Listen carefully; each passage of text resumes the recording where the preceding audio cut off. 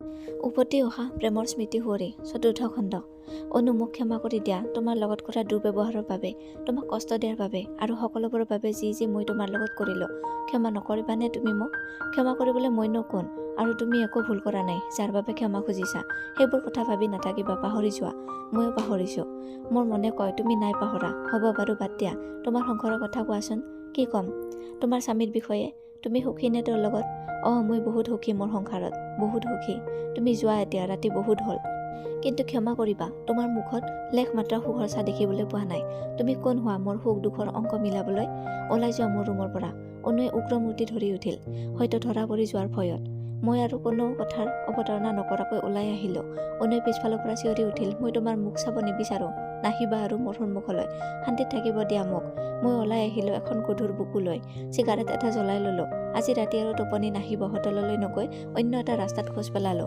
খোজবোৰ যেন আগলৈ নাযাব, গধুৰ হৈ পৰিল বুকুৰ লগতে তাল মিলাই। অভিক খোজকাঢ়ি গৈ থাকিল। ব্যস্ত ৰাজপথৰ পৰা নামি সি গলি এটাত সোমাই পৰিল। দিল্লীখন তাৰ চিনাকি। দিল্লীৰ প্ৰতিটো অলি গলি সি চিনি পায়। অন্ধকাৰ গলি এটাত সোমাই পৰিল সি। আজি তাক অন্ধকাৰহে লাগে। পোহৰৰ মুখামুখি হবলৈ মন নোযোৱা হৈছেচোন। অনুৰাধা আঁতৰি যোৱা দিন ধৰি সি আজিলৈকে পোহৰৰ মুখ দেখাই নাই। যোৱা দুদিন সি অনুৰাধাৰ সংস্পৰ্শলৈ আহি পুৰণা অভিজ্ঞ হৈ যাব খুজিছে। কলেজৰ দিনত অনুক দিব খুজিও দিবলৈ নোপোৱা সীমাহীন মৰমেৰে উপচাই দিবলৈ মন গৈছে। কিন্তু এয়া জানো সম্ভৱ? অভিকে জানে এয়া সম্ভৱ নহয়। অনুৰাধা এতিয়া আনৰ। কাৰ লগত সংসাৰ বান্ধনত বান্ধ খাইছে নাজানে। কিন্তু কিয় জানো এনে ভাৱ হৈছে অভিকৰ যেন সাংসাৰিক জীৱনত অনু হয়তো অসুখী। কলেজৰ দিনত হাঁহিৰ ঝৰ্ণাজনীৰ মুখত যোৱা দুদিন ধৰি হাঁহিৰ লেখমানো দেখা নাই। হাঁহিলেও যেন খুব জোৰ কৰিহে হাঁহে এনে লাগিছে। অভিকৰ কষ্ট হৈছে অনুৰাধাক তেনেকৈ দেখি। হয়তো অভিকৰ উপস্থিতিত অনুৰাধা অসুখী হৈ পৰিছে। নানান ভাৱনাই অভিকক ক্ৰমাৎ অস্থিৰ কৰি তুলিছে। খোজৰ গতি বাঢ়ি গৈছে নিজেই নজনাকৈ। চিগাৰেট জ্বলাই জ্বলাই শেষ হৈ গৈছে। এইকেইটা দিনত চিগাৰেটৰ খোৱাৰ পৰিমাণো বাঢ়ি গৈছে। অনুৰাধা সিদিনা সুধিছিল, চিগাৰেট কিয় খোৱা? তাই আজিও মোৰ বাবে চিন্তা কৰে নেকি বাৰু? কিয় মোৰ চকুতে কথা নকয়? কিয় মোৰ পৰা পলাই ফুৰে? মই আঁতৰি গ'লে সুখী হ'ব নেকি অনু? মইতো আঁতৰিয়ে যাম। মাথো চেমিনাৰৰ শেষ হোৱালৈকে বাট চাইছো। আৰু মাত্ৰ 3টা দিন আছে মোৰ হাতত। এইকেইটা দিন মই অনুৰ লগত কটাব বিচাৰো। এইকেইটা দিনৰ স্মৃতিকে সাৱটি মই আজীৱন কটাব বিচাৰো। মই কিনো বিচাৰো? বিচৰাবোৰ জানো জীৱনত পালো? নাই, কোন কাহানিও নাপালো। মাথো অনু সুখী হৈ থাকক, তাইৰ সুখ হোৱাটো বিচাৰো আজীৱন। মূৰ তুলি আকাশলৈ চাই পঠিয়ালে অভিকে। জোনজনী কলা ডাৱৰৰ মাজে মাজে দৌৰি ফুৰিছে। কোনোবাই আপাকত ডাঙৰ এটুকুৰা ডাৱৰৰ মাজত সোমাই পৰিছে আৰু অলপ সময় পিছত মুকলি হৈ দৌৰি ফুৰিছে আকাশত। অভিকৰ মনটো মুকলি হৈ পৰিল। হোটেললৈ উভতি খোজ ললে। জোনজনীও তাৰ লগে লগে গৈ থাকিল। নিশাৰ আন্ধাৰ যিমানেই গভীৰ নহওক কিয়, পোহৰ নমাবলৈ দিনমণিৰ উদয় হবই। অভিক যোৱাৰ পাছত অলপ সময় ৰুমত পাইচাৰি কৰি 7 বজাৰ এলাৰ্ম ঠিক কৰি অনু শুই পৰিছিল। ৰাতিপুৱা এলাৰ্মৰ শব্দতহে সাৰ পালে তাই। শুই উঠি কুহুমীয়া গৰম পানী খাই অলপ সময় যোগ কৰিলে। মনটো ফৰকাল লাগে যোগ কৰিলে। তেওঁ মনলৈ যেন এক বুজাব নোৱাৰা প্ৰশান্তি আহে যোগ কৰিলে। ঘৰত থাকোঁতেতো সদায় কৰা হয়, ইয়াতে এইকেইদিন খেলি মেলি হৈছে। যোগ কৰি উঠি মাকলৈ ফোন লগালে। মাকে আগদিনা গধূলি কিয় ফোন নকৰিল খবৰ ললে। খুব ভাগৰ লগাত কিবা এটা খাই সোনকালে শুই পৰিল বুলি অনুৱে মিছা মাতিলে। মাকৰ লগত কথা পাতি অনু বাথৰুমলৈ গ'ল। গা ধুই আহি কি পিন্ধিম কি নিপিন্ধিম ভাবি গুণি গোটেইবোৰ কাপোৰ উলিয়াই চালে। সেউজীয়া কাপোৰ এযোৰ উলিয়াই ললে তাই। সেউজীয়া ৰঙা ফুল থকা। বহুত দিন তাত ৰং পিন্ধা হোৱাই নাই। আজি তাইৰ কিয় জানো ধুনীয়াকৈ সাজি কাচি যাবলৈ মন গ'ল। কিয় এনে হৈছে তাইৰ? অভিকৰ বাবে মন আকৌ চঞ্চল হৈ পৰিছে নেকি? নাই, আকৌ এনে হলে নচলিব। অভিক এতিয়া আন কাৰোবাৰ। কাৰ লগত বিয়া হ'ল বাৰু? সেই ছায়াজনীৰ সৈতে নে আন কোনোবা? অভিকৰ পিছে পিছে ঘূৰি ফুৰা ছায়াজনীক যে চকু পাৰি দেখিব নোৱাৰিছিল অনুৱে। অভিকৰ কাষ চাপিবলৈ টান হৈছিল ছায়াৰ উপস্থিতিত। এতিয়া সেই ছায়া চাগে অভিকৰ পত্নীৰ আসনত বহি আছে। ছায়ালৈ ঈৰ্ষা হল অনুৰ। সেউজীয়া শাৰীখন গাত মেৰাই ললে অনুৱে। ডাঠকৈ কাজল লগালে আৰু ৰঙা মেট লিপষ্টিকটো 2 ওঠত বুলাই ললে। চুলিখিনি মিলি ললে আগৰ দৰে। আইনাখনে যেন কৈ উঠিল, ধুনীয়া লাগিছে তোক। সঁচাকৈ ধুনীয়া লাগিছিল অনুক। অনুৱে হাঁহি উঠিল। আইনাৰ সিপাৰৰ অনুজনে সুধি উঠিল, ইমানকৈ কাৰ বাবে নিজকে সজাই পৰাই তুলিছ? আকৌ জুইত যাবলৈ মন গৈছে নেকি? আইনাৰ সিপাৰৰ অনুজনে হাঁহি উঠিল আৰু এইপাৰে ৰৈ থকা অনুজনী জঠৰ হৈ পৰিল। ঠিকেইতো, কাৰ বাবে ইমান সাজনকাচোন? তেওঁ কোন হয় মোৰ? নাই, অতীত মোৰ আছিল। নাই, ভৱিষ্যতত তেওঁ মোৰ হ'ব। এতিয়া আৰু আশাৰ বালিকৰ সজাৰ সময় নাই। বহুত দেৰি হৈ গ'ল, বহুত দেৰি। নিজৰ কালতে 2 মান লগাই দিবলৈ মন গ'ল অনুৰ। তেনেতে ফোনটো বাজি উঠিল ইনু গুপ্তাৰ। ফোনটো ৰিচিভ কৰিবলৈ গৈ দেখে 9 বাজি গ'ল। ফোনটো ৰিচিভ নকৰাকৈ লেপটপৰ প্ৰয়োজনীয় কাগজ পত্ৰখিনি লৈ অনু কোবাকুবিকৈ ওলাই আহিল। চেমিনাৰ হলত সকলো বহি আছিল। প্ৰায় 150-200 মান মানুহ হ'ব। সকলোৰে মাজেদি অনু আহি ইনু গুপ্তাই ৰাখি থোৱা চিটটোত বহিছিল। ইনু গুপ্তাই অনুৰ কানে কানে কৈছিল, Anuradha, you look very beautiful. অনুৰ মুখত মিচিকে হাঁহিটি বিৰিঙি পৰিছিল। তাৰ মাজতে এজনে অপলক দৃষ্টিৰে চাই ৰৈছিল অনুলৈ, আৰু তেওঁ আছিল অভিক।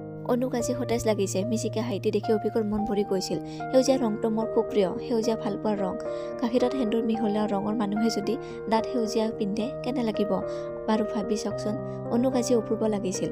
অনুৰ মনৰ ভিতৰত কি চলি আছিল নাজানো, আজি কিন্তু আন দিনতকৈ মুখখন মুকলি দেখিল তাইৰ। চেমিনাৰ শেষত অনুৰ কাষলৈ গৈ কৈছিল, অনুৱে নোৱাৰিম বুলি কৈ ক্ষমা বিচাৰিলে। ঠিক তেনেতে অভিক আহি ওলালহি সেই ঠাই। অভিকৰো ইনু গুপ্তাৰ লগত বন্ধুত্ব গঢ়ি উঠিছিল এইকেইদিনত।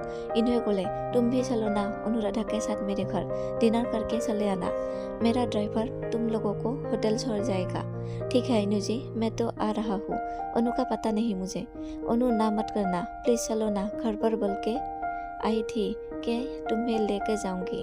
অনুৱে ইনু গুপ্তাৰ মৰমৰ আবদাৰ এৰাব নোৱাৰি যাম বুলি সন্মতি দিলে। অনুৱে হোটেলত সোমাই লেপটপ বেগত হৈ গ'ল। কাপোৰযোৰ সলাই যাব খুজিছিল, কিন্তু ইনুজিয়ে ক'লে নসলাবা, এনেকৈ বৰ ধুনীয়া লাগিছে। ইনুজিয়ে যেন অভিকৰ মনৰ কথাটোকে ক'লে। অভিক সুখী হ'ল। আজি অনুক সন্মুখত বহুৱাই ঘণ্টা ধৰি চাই থাকিবলৈ মন গ'ল অভিকৰ। উভতি আহোঁতে অনুৰ সৈতে অকলশৰে সময় কটাব পাৰিব বুলি ভাবি অভিকৰ মনটো সুৰিয়াই উঠিল। ইনু গুপ্তাৰ গাড়ীত উঠিলগৈ দুয়ো। অভিক আগ চিটত ড্ৰাইভাৰৰ লগত আৰু পিছৰ চিটত ইনুজিৰ লগত অনু। ইনুজি খুব সুখী হৈছিল দুয়োকে ঘৰলৈ নিবলৈ পায়, আৰু অভিক সুখী হৈছিল অনুৰাধাৰ সান্নিধ্যত থাকিবলৈ পায়। ইনুজিৰ বয়স 50 মান হ'ব। আগ্ৰা বিশ্ববিদ্যালয়ৰ লেকচাৰাৰ তেওঁ। স্বামী আৰু সন্তান দুটিৰে সৈতে তেওঁৰ সুখৰ সংসাৰ। ল'ৰাটো ক্লাছ 12ৰ আৰু ছোৱালীজনী 10ৰ। স্বামী ব্যৱসায় সূত্ৰে বাহিৰত ঘূৰি ফুৰে। দিল্লী ট্ৰেফিক জামত আধা ঘণ্টাৰ ৰাস্তা ৰৈ যাওঁতে 1 ঘণ্টাতকৈ বেছি সময় লাগি গ'ল। গোটেই ৰাস্তাটোত অভিকে খুউতীয়া কথা কৈ পৰিস্থিতি পাতল কৰিবৰ চেষ্টা কৰি গ'ল। অভিকৰ কথা শুনি ইনুজিয়ে হাঁহি বাগৰি উঠিল। অনুৱেও ইনুজিৰ লগত দুই এটা হাঁহি মাৰি সহযোগ কৰি গ'ল। এটি মিঠা হাঁহি লৈ দুৱাৰ খুলিলেহি এজনী মৰম লগা ছোৱালীয়ে। ছোৱালীজনীৰ নাম নুৰী, ইনু গুপ্তাৰ ছোৱালী। দুৱাৰ খুলি নমস্তে আণ্টি আংকুল বুলি কৈ দুয়োৰে ভৰিত ধৰি সেৱা কৰিলে। অনুৰাধা জানলৈ মনত পৰিল। যোৱা 4 দিন ধৰি দেখা পোৱা নাই ছোৱালীজনীক। ভিতৰ সোমাই গ'লো। সোমাই মনটো ভাল লাগি গ'ল। ইমান আতমতকাৰীকৈ ৰাখিছে প্ৰতিটো বস্তু। ইনু গুপ্তা যে চাকৰি কৰাৰ লগতে এগৰাকী সুনিপুণ গৃহিণী তাৰ উমান পোৱা গ'ল। আমাক বহিবলৈ দি ইনুজি ফ্ৰেছ হ'বলৈ গ'ল। অভিকে ইনুজি ছোৱালীজনীৰ লগত কথা পাতিবলৈ আৰম্ভ কৰিলে। ময়ো দুই এটা কথা সুধিলোঁ। ছোৱালীজনী সোনকালে মিলি পৰিল আমাৰ লগত। কোনোবা এপাকত আমাক খুব ধুনীয়া কপল আৰু মেড ফৰ ইচ আদাৰ বুলি ক'লে। মই গহীন হৈ পৰিলোঁ। ঠিক তেনেতে ইনুজিয়ে হাতত শীতল পানীৰ টেংকখন লৈ সোমাই আহিল আৰু জীয়েকক ক'লে আমি দুয়ো পুৰণা বন্ধু বুলি। ছোৱালীজনীয়ে দুখী ভাৱেৰে চৰি কৈ আঁতৰি গ'ল। মই ৱাছৰুম যাব বিচাৰিলোঁ। অনুজিয়ে নুৰীক মাত লগালে মোক লৈ যাবলৈ। নুৰীয়ে দেখুৱাই দিয়া ৱাছৰুমত সোমালোঁ। শাৰীখন সামৰি লৈ মুখ হাত ভৰি শীতল পানীৰে তিয়াই ল'লোঁ। ভাল লাগিল, অলপ সতেজ লাগিল। বাথৰুমত থকা ডাঙৰ গ্লাছখনত তিতা মুখখন চালোঁ। নুৰীৰ কথাটো আকৌ কাণত বাজি উঠিল। কাপল মেড ফৰ ইচ আদাৰ। চকুৰ কোণটো হেমেকি উঠিল। আগত কলেজৰ মোৰ লগৰ কেইজনীয়ে প্ৰায়ে কয় তহঁত দুটা খুব সুন্দৰকৈ মিলিবিও, মেড ফৰ ইচ আদাৰ তহঁত। তেতিয়া শুনি যে কিমান ভাল পাইছিলোঁ। সেইদিনা সিহঁতক কেণ্টিনত নি কি খাব খা বুলি কৈছিলোঁ আৰু বিল মই দিছিলোঁ। অভিক এই সকলোবোৰৰ পৰা অজান হৈ ৰৈছিল। কপলটো বহুত দূৰৰ কথা, আমি ভাল বন্ধুও হ'ব নোৱাৰিলোঁ। চেপাকান্ত নেতা ওলাই আহিল। পেচিণ্টত শৰীৰটো হেঁচি ধৰিলোঁ। দুৱাৰত টুকুৰীয়াৰ শব্দ হ'ল। অনু তুমি ঠিকেই আছানে? সেয়া অভিক আছিলে। অভিকে হয়তো মোৰ মনৰ অৱস্থাটো বুজি উঠিছিল। একো মাত নিদিলোঁ। সৰহকৈ পানী লৈ মুখখনত ছটিয়াই দিলোঁ। টাৱেলখনেৰে জোৰকৈ মুখখন মোহাৰি ওলাই আহিলোঁ। অভিক দুৱাৰমুখত ৰৈ আছিল। কি হৈছে অনু? একো নাই হোৱা বুলি কৈ আঁতৰি আহিলোঁ। अनु थक गई हो ना? रुको ज़्यादा देर नहीं करूँगी, जल्दी तुम लोगों को विदा करूँगी, डिनार रेडी है। অনু ভাগৰ লাগিছে ন? ইনুজিয়ে সুধিলে। ৰবা, বেছি দেৰি নকৰোঁ, সোনকালে বিদায় দিম তোমালোকক। ৰাতিৰ সাঁজ ইতিমধ্যে ৰেডি হৈছে। कोई बात नहीं ইনুজি, अब जल्दबाजी मत कीजिए, कोई मदद चाहिए तो प्लीज बोलिए। হ'ব ইনুজি, কোনো কথা নাই, আপুনি লৰালৰি নকৰিব, কিবা সহায় কৰিব লাগিলে ক'ব। नहीं अनु, कोई हेल्प नहीं चाहिए, मेरी मेड है ना, उसने सब रेडी करके रखा है। पता है अनु, वो काम करने के साथ साथ ओपन यूनिवर्सिटी में भी पढ़ रही है। इस बार वो BA ফাৰ্ষ্ট ইয়াৰ কি হে। নাই নালাগে, মোৰ কাম কৰা ছোৱালীজনী আছে নহয়, তাই সকলো ৰেডি কৰি থৈছে। গম পোৱা নে অনু, তাই কাম কৰাৰ লগতে কলেজতো পঢ়ি আছে, মুক্ত বিশ্ববিদ্যালয়ত, এইবাৰ স্নাতক প্ৰথম বৰ্ষৰ ছাত্ৰী। শুনকে খুচি হৈ আপ বহুত আচ্ছি হে ইনুজি। শুনি সুখী হ'লো, আপুনি বৰ ভাল মানুহ ইনুজি। তেনেতে ইনুজি ল'ৰাটো সোমাই আহিল। সি টিউচন কৰিবলৈ গৈছিল। নুৰীৰ দৰে সিও মৰম লগা। মোক মাত লগাই ভিতৰলৈ সোমাই গ'ল। ইনুজিও কিটচেনলৈ গ'ল। মই ঠাণ্ডাৰ গ্লাছটো হাতত লৈ মালৈ ফোন লগালোঁ। অভিকে বাথৰুমত সোমাই অলপ সময়ৰ আগতে অনুৱে চুই যোৱা পানীৰ টেপটোত মৰমেৰে হাতখন ফুৰালে। তাই ব্যৱহাৰ কৰি যোৱা টাৱেলখন লৈ শুঙি চালে। প্ৰেম যেতিয়া অত্যাধিক হয় তেতিয়া প্ৰেমাস্পদৰ লগত সম্পৰ্কিত প্ৰতিটো বস্তুৰ প্ৰতি মৰম সোমাই যায়। ইমান সময় ইয়াত সোমাই অনুৱে কি কৰি আছিল? নুৰীৰ কথাটোৱে কষ্ট দিছিল নেকি অনুক? পুৰণি স্মৃতি ফুৰি মনে মনে উচুপি উঠিছিল নেকি তাই? অভিকে মনতে ভাবিলে। অনুলৈ তাৰ মায়া জাগিল। অনুৱে যেন কিবা এটা কষ্টত আছে, সি সঠিক অনুমান কৰিছে। কি কষ্ট সেইটোহে উলিয়াব পৰা নাই। কাৰোবাৰ অনুৰ জীৱনৰ বিষয়ে সুধিবলৈ তাইৰ পুৰণি বন্ধু বান্ধৱীৰ লগত তাৰ যোগাযোগ নাই। কলেজ এৰাৰ পৰা তেনেকৈ কাৰো লগতে যোগাযোগ নাইকিয়া হৈ পৰিল। এগৰাকী মাথো মাজে মাজে খবলৈ, সেয়া হৈছে ছায়া, যাক অনুৱে মোৰ পত্নী বুলি ভাবে। ইনুজি ডিনাৰ টেবুল প্ৰস্তুত হৈ উঠিছিল।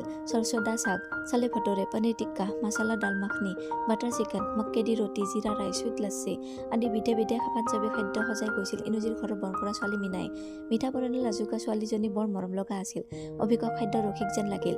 খোৱা বস্তুবোৰৰ খুব প্ৰশংসা কৰি খালে। সঁচাকৈ প্ৰশংসা কৰিবলগীয়া হৈছিল প্ৰতিবিধ খাদ্য। অভিকৰ ভাষাৰে অনুৱে মাত্ৰ খোৱাৰ নামটোহে কৰিলে। খোৱাতচোন অলপো মনোযোগ নাই অনুৰ। নে ডাইট কণ্ট্ৰল কৰিছে। মোৰ পত্নী হোৱা হ'লে মই এইবোৰ কণ্ট্ৰল কৰিবলৈ নিদিলোহেঁতেন। খুৱাই বই আৰামত ৰাখিলোহেঁতেন। কথাবোৰ ভাবি যে অনুলৈ চাই আছিলোঁ গমেই নাপালোঁ। ইনুজিয়ে মাত দিয়াতহে গম পালোঁ। অভিকে আজি অনুৰোধৰ পৰা চকু আঁতৰাই আনিবই পৰা নাই বুলি কৈ ইনুজিয়ে হাঁহি উঠিল। মোৰো কিয় জানো ধেমালি কৰিবলৈ মন গ'ল। আপুনিয়ে কওকচোন কেনেকৈ চকু আঁতৰ কৰোঁ ইমান ধুনীয়া অনুজনীৰ পৰা। দুষ্ট ল'ৰা বুলি ইনুৱে মোক ঢকা এটা মাৰি দিছিল। অনু গহীন হৈ পৰিছিল। অনুৰ ভাষাৰে মোৰ লাজ লাগিছিল ইনুজিৰ আগত। অভিয়ে কাহানিও এনেকৈ কোৱা নাছিল। অভিক যেন মোৰ প্ৰেমিক চৰাই হৈ উঠিছে এই কেইদিনত। অভিক আগতে নকলা কিয় এনেদৰে মোৰ মন প্ৰাণ হাত পেলাবলৈ। আজিনো আকৌ কিয় কাষ চাপি আহিব খুজিছা। ছায়াৰ লগত সুখী নহয় নেকি তুমি? নে ছায়াৰ সংগী আমোৱালে? ইমান বছৰে ক'ত আছিলা তুমি? কিয় মোক এবাৰো বিচাৰি নাহিলা? মই জীয়াই আছোনে মৰিলো তোমাৰ এবাৰো জানিবলৈ মন নগ'লনে? খোৱা অনুৰাধা তুমি চোন একো খোৱাই নাই। ইনুজিৰ মাততহে সম্বিত আহিল। হ'ব ইনুজি মোৰ হৈ গৈছে বুলি হাত ধুবলৈ উঠি গ'লো। অভিকৰো হৈছিল। সিও পিছে পিছে উঠি আহিল। মোৰ পিছত আহি ৰ'লেহি। মই হাত ধুই উঠি অভিকক খুন্দা মাৰি দিলোঁ। মোৰ তিতা হাতটো অভিকৰ কটন চাৰ্টত লাগি নিমিষতে তিতি গ'ল। চৰি বুলি কৈ আঁতৰি আহিলোঁ। অভিকে যিহে মিঠাকৈ হাঁহিলে। এনে লাগিল অভিক যেন কলেজৰ দিনৰ নীলাজী অনুৰাধাজনী হৈ উঠিছে আৰু মই এই সকলোৰে পৰা পলাই থকা অভিক হৈ পৰিছোঁ। আচৰিত লাগিছে ইমান পৰিৱৰ্তন আহি গ'ল আমাৰ মাজত। এয়াই হয়তো সময়ৰ দাবী। আজি আহি আমাক এনে এটা পৰিস্থিতিত উপনীত কৰাইছে। উভতি অহা প্ৰেমৰ স্মৃতি সুঁৱৰি কাহিনীটোৰ ৫ম খণ্ড আহি আছে অহাকালি ৭ বজাত। চাবলৈ নাপাহৰিব। ধন্যবাদ।